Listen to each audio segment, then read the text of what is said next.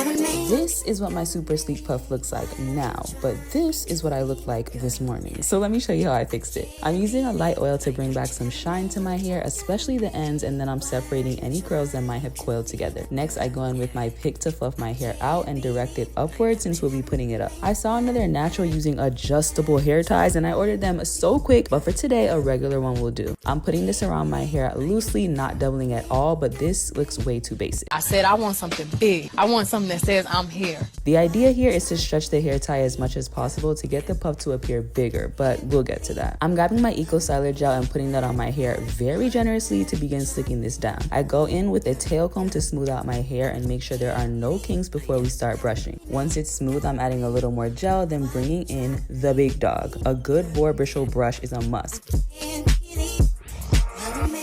I make sure I get this really nice and smooth down, and then it's time for my special ingredient. The Style Factor Edge Booster with the black cap is my all-time fave edge control, but I also use it to slick my hair down. But real quick, get into the wave check. One last pass with the brush, and it's time to secure our hair tie. You're gonna need bobby pins, and I like to use 2 crossed over each other like this to get them to stay in place. I'm pulling my hair tie where I want it to sit, then I'm gonna pin it down using that crossover method with 2 bobby pins. I do this in 4 spots around my puff to get the hair tie to stay exactly where I want it and create a bigger puff. So here are the ones in the back. Fluff as you go to make sure the hair tie is sitting in the right spot for you, then pin that down in the last corner. This is what it should look like. Of course, I'm going in with my pick to fluff again, and at this point I'm feeling it. Now that I'm done messing with the puff, I'm just gonna smooth it down one more time. Feel free to skip steps, but I like my puff sleek, okay? We have to add the finishing touch, which will always be my adult baby hair, and look at my face right now. Clearly I take this part very seriously. The puff is now done, but tying it down for a few minutes just adds that razzle dazzle.